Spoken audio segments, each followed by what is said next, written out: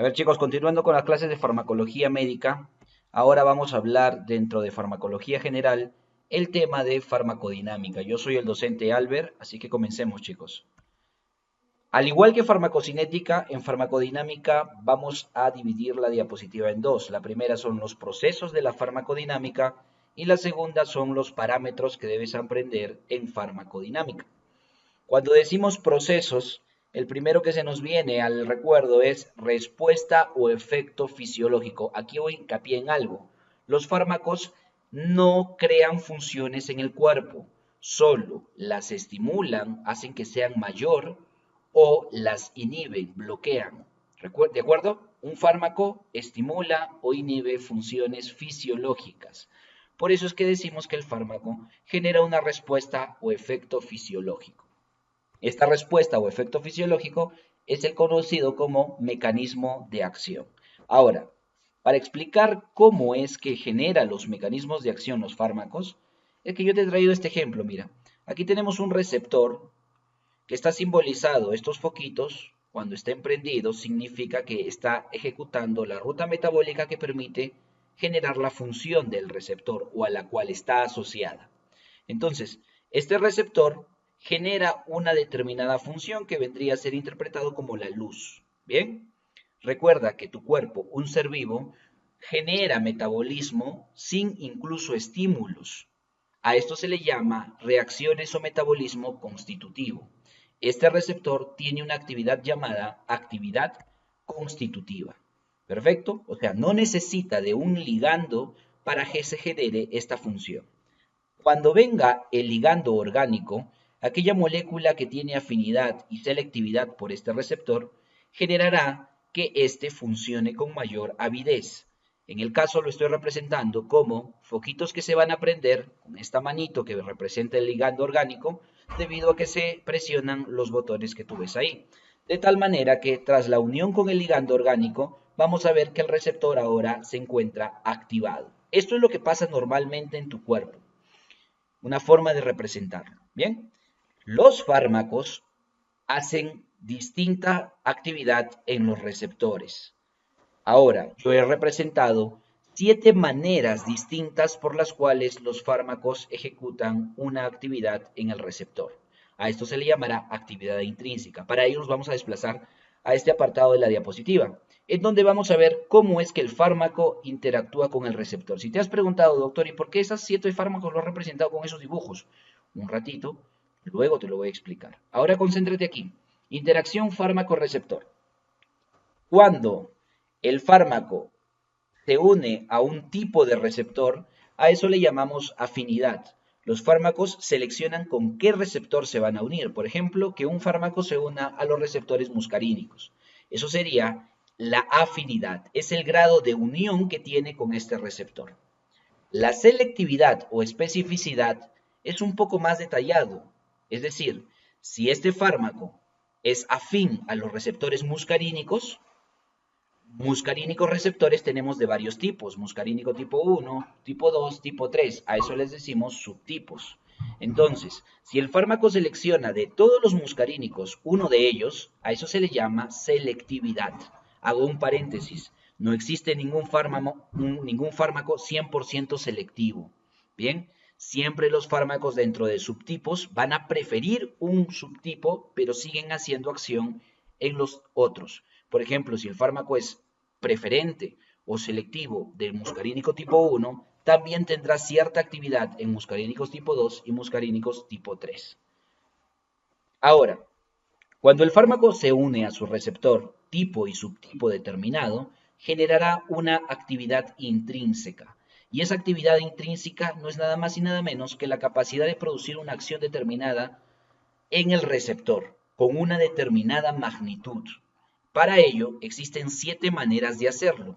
Lo he representado con los dibujitos, ahora sí volvemos con esto y vamos a empezar a explicar. Este es un fármaco o una forma de actuar de los fármacos, en donde como ejemplo general te he puesto este receptor. Mira lo que hace esta manito verde. Simula o imita al ligando orgánico. Claro, pero no es orgánico, por eso está pintado de verde. Este fármaco imita la función del ligando orgánico. Por eso es que logrará una misma respuesta. ¿sí? El receptor con este fármaco genera esta respuesta, la misma que genera el ligando orgánico. Y a esto le llamaremos agonista completo. Esa es una forma de actuar, un tipo de mecanismo de acción. El otro, ¿qué crees? Dedúcelo, mira. 3 deditos. Doctor, solamente va a prender 3 focos. Exacto. Mira lo que genera en este receptor con actividad constitutiva. Genera que ahora se encienda o potencia la función. Brilla más. ¿Perfecto? 3. Los 3 deditos. A esto también se le llama agonista porque hace lo mismo que el ligando orgánico, pero no en la misma medida. Como lo hace parcialmente, se le llamará agonista parcial. ¿Quedó claro la definición y la diferencia entre agonista completo y agonista parcial? Espero que sí, si no me lo preguntarás al término de esta ponencia. Aquí tenemos la rejilla, nos hemos saltado hasta aquí. Estos tipos de fármacos lo que hacen, mira, es bloquear aquí de manera irreversible, porque es como si esta rejilla se soldara. Así venga el ligando orgánico, no va a poder presionar esos botones. Lo único que va a generar es presionar estos 3 y generar el encendido de estos 3 foquitos. Nada más. Imagínate que siga poniendo más rejillas, no voy a poder encender los focos. Bien, entonces, ¿qué se está generando? Bloquear o disminuir la función o apagar esa función que tenía el ligando orgánico. A esto se le llama antagonista irreversible o antagonismo irreversible. Otra forma de actuar los fármacos, aquí tenemos otro tipo de mecanismo de acción, manito roja. Si la manito verde era lo mismo que hacía el ligando orgánico, manito roja es lo contrario. Cuando el ligando orgánico venga, prenderá los 5 botones, pero al administrar este tipo de fármaco, que son 3 deditos, apaga 3, de tal manera que la función se ve disminuida. Y esto se llama antagonismo, pero un antagonismo funcional. Son fármacos que mediante actividades fisiológicas contradictorias disminuyen la actividad de los ligandos orgánicos. Antagonismo funcional. Ahora, este de aquí es un tipo de fármaco que lo he representado con unas vendas. Si el ligando orgánico era una mano, estas vendas lo que hacen es bloquear o dificultar la acción del ligando orgánico. Y al dificultar la acción, imagínate acá le hemos envuelto 2 dedos, no lo dejamos que queden libres, compito con él, lo que genero es que el ligando orgánico tenga menor acción, solamente podrá encender 3 de los 5 que pudo haber encendido. Y a esto se le llama antagonista competitivo. Bien, antagonista competitivo. Ahora, pasamos a los fármacos que están representados por este cuchillito. ¿Qué es lo que le hace al ligando orgánico? Pues destrozar la manito, o sea, eliminarlo, bloquearlo. Bien, de esa manera no va a poder ejecutar su función y el receptor queda sin prender ningún foco. A eso se le llama antagonismo químico. El último tipo de antagonismo que tenemos es un antagonismo un poco curioso. Mira lo que sucede, representado por la mano roja con 2 deditos, que son los negritos. Estos lo que hacen es apagar, pero apagar la actividad constitutiva, de tal manera que cuando actúa este fármaco en este receptor, en vez de meterse con los focos que se pueden activar, prender o apagar, lo que hace es ir a los focos que no tienen encendedor y de esa manera los apaga. ¿Qué hacen estos fármacos? Apagar la actividad constitutiva de los receptores. A esto se le llama antagonismo negativo. Son las 7 maneras por las cuales los fármacos pueden actuar. De forma sencilla, los libros te dicen, los fármacos, su mecanismo de acción, o son agonistas o son antagonistas. ¿De qué? De receptores. Y para ello debemos volver por aquí.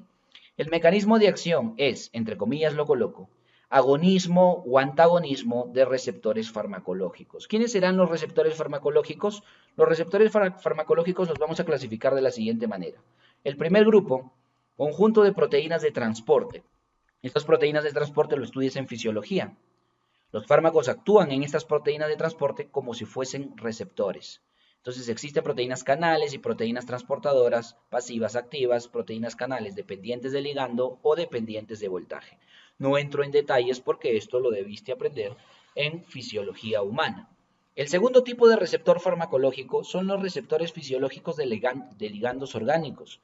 Estos receptores fisiológicos también lo estudiaste en ese curso y eran receptores acoplados a proteína G en el sistema de nilato ciclasa o fosfolipasa C. Los receptores con actividad enzimática, todos los que ahora ves en pantalla, míralos, recuérdalos. Y por último, los receptores nucleares. ¿Recuerdas cómo hacían o tenían actividad las aminas, las hormonas amínicas y las hormonas lipídicas? ¿Correcto? Tenían su receptor a nivel del núcleo o receptores citoplasmáticos. Y estos activados, serán activados por los fármacos. De tal manera ejecutarán esa función. Tercer tipo de receptor farmacológico con el bloqueo de enzimas. Los fármacos también pueden bloquear enzimas. Y este bloqueo puede ser reversible o puede ser irreversible. Aquí te he colocado, ¿cuál es la diferencia de que sea reversible o irreversible? Si es irreversible, estarían haciendo un antagonismo irreversible. Si es reversible, estarían actuando como antagonistas competitivos. Bien, ejemplos. El metotrexate, resalto este, ¿qué es? Es un inhibidor enzimático reversible de la dihidrofólico reductasa. Bien, entonces, de esa manera, lo importante en farmacología es aprender el mecanismo de acción, porque de esa manera, juntando mecanismo de acción del fármaco más los conocimientos fisiológicos, tú vas a poder deducir cuál es la función final de este fármaco. Te he puesto ejemplos de reversibilidad y ejemplos de inhibición de enzimas, pero de manera irreversible. Bien, como por ejemplo los organofosforados son productos farmacológicos que lo que hacen es bloquear irreversiblemente a la acetilcolinesterasa. Se unen a ella, la bloquean y nunca más la sueltan. ¿Sí? Y cuarto punto, nuevos mecanismos de acción de receptores farmacológicos. Por ejemplo, fármacos que funcionan como anticuerpos específicos o la denominada terapia genética. ¿Sí? Dentro de estos fármacos que son anticuerpos específicos tenemos los monoclonales, por ejemplo, todos los que terminan en CIMAP, ¿sí? Los policlonales, correcto, que se utilizan para inutilizar clones celulares completos de linfocitos y timocitos, ¿bien? Entonces, esto es un nuevo mundo en estas últimas décadas de cómo es que se van a crear fármacos con nuevos mecanismos de acción. Por eso es que te he colocado eso de agonistas y antagonistas, eso era fármaco ya no actual, ahora se ha modernizado, ya no son las únicas 7 maneras por las cuales actúan los fármacos. Ahora hay nuevos mecanismos de actividad farmacológica. Ahora, si bien es cierto, la clase que acaba de pasar se llamaba farmacocinética y esto es farmacodinámica, aclaro aquí el punto. La farmacocinética, de forma sencilla, es el conjunto de procesos que hace tu cuerpo al fármaco. ¿Sí? ¿Cómo es eso? Lo absorbe, lo distribuye, lo metaboliza y lo excreta. Es lo que tu cuerpo le hace al fármaco. La farmacodinámica es el conjunto de procesos que el fármaco hace o genera en tu cuerpo. Por ejemplo, generar una respuesta o efecto fisiológico debido a que tuvo un tipo de interacción fármaco-receptor. ¿Sí? Repito, farmacocinética lo que el cuerpo le hace al fármaco, farmacodinámica lo que el fármaco le hace a tu cuerpo. Y vamos a terminar esto con los parámetros de la farmacodinámica. ¿Qué parámetros existen? Vemos el parámetro más importante, dosis-respuesta. Este parámetro dosis-respuesta tiene que ver con esta curvita, mira. Los fármacos no generan la misma respuesta siempre en diferentes dosis, no es así. A medida que tú subes la dosis, la respuesta generada es mayor. La respuesta medida o efecto máximo sube a medida que la dosis sube. Recuerda que esto es una escala logarítmica en el eje X. Lo de encima sería el efecto máximo. Y ahora, si coloco la mitad, esto significa dosis efectiva al 50% o dosis que genera el efecto en un 50%, la DE50.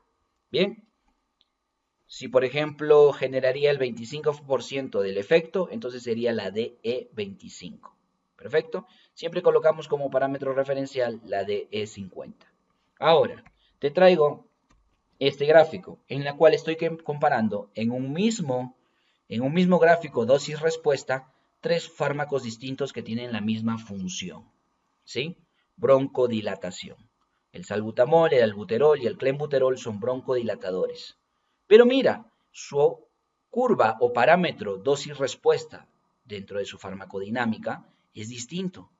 ¿quién necesita o quién de los tres generará mayor efecto? Si el efecto es hacia arriba, entonces como podéis notar, el efecto del albuterol y del salbutamol son los mismos. El clenbuterol tiene menor efecto.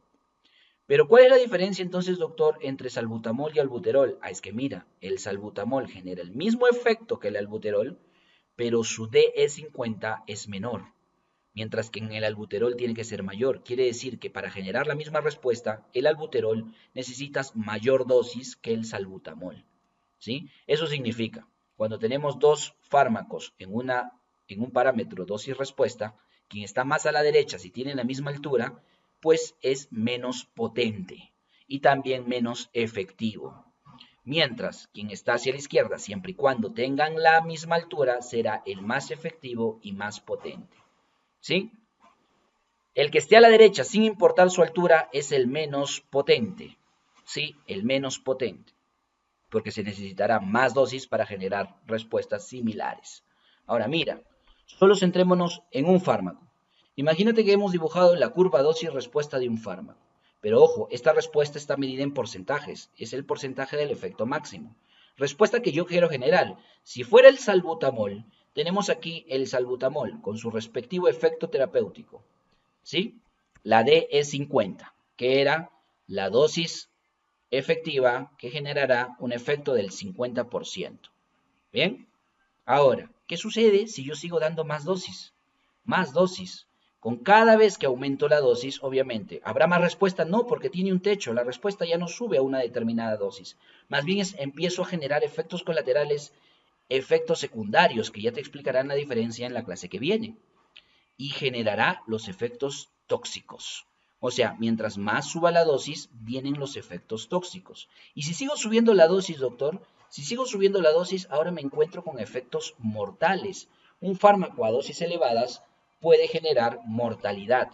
Ahora, dentro de esos tres tipos de efecto, terapéutico, tóxico y mortal, o letal también, tenemos los diferentes parámetros llamados DE50, DT de dosis tóxica que genera la toxicidad en 50% de las personas, o la toxicidad en su 50% de expresión, y letalidad también se puede entender como DL50, que genera el 50% del efecto letal o el 50%, dosis que genera el 50% de letalidad en personas. ¿Sí? Bien, ¿qué es esta diferencia de esta dosis, que no le hemos señalado con esta dosis? Es el margen de seguridad, la diferencia entre la dosis máxima que podría utilizar de un fármaco antes de empezar a generar efectos tóxicos o generando efectos tóxicos mínimos. Esa diferencia de dosis se llama el margen de seguridad. Bien, imagínate, si un fármaco tuviera el efecto tóxico, la curva más alejada, entonces el margen de seguridad es mayor. Es decir, que necesitaría mucha dosis para recién empezar a generar efecto tóxico. Por eso es que a esto se le llama margen de seguridad y no confundir con los dos parámetros que vienen ahora. Ahora, te he puesto un gráfico extraído del Goodman en donde vemos la respuesta terapéutica y los efectos adversos. O sea, serían los primeros dos gráficos. Efecto terapéutico y efecto tóxico. ¿Correcto? De este fármaco. ¿Qué es lo que tenemos aquí? Tenemos lo que llamamos margen de seguridad, que también le denominan ventana terapéutica. ¿Sí? Margen de seguridad, ventana terapéutica. Ahora, dos parámetros más. Índice terapéutico o índice de seguridad. Doctor, estos sí son sinónimos. ¿Sí? ¿El índice terapéutico y el índice de seguridad son sinónimos? No. Y mira, lo único que cambió es el índice. ¿Qué significa el índice? Índice terapéutico, chicos, es esto, mira.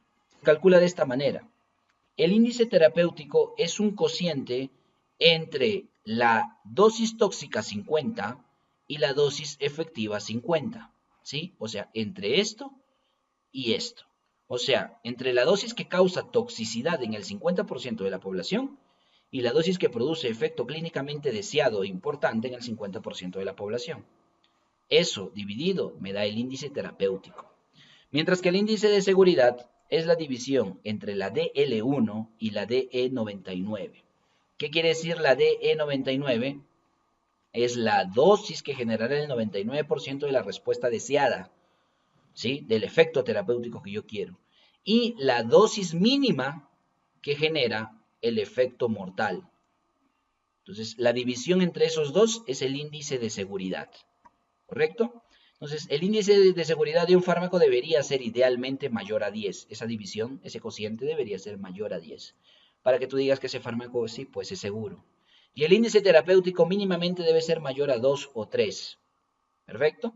Entonces, estos son los tres grandes parámetros de la farmacodinámica: dosis-respuesta, índice terapéutico e índice de seguridad. Hasta aquí con la clase. Notrero 13, aprendiendo para la vida.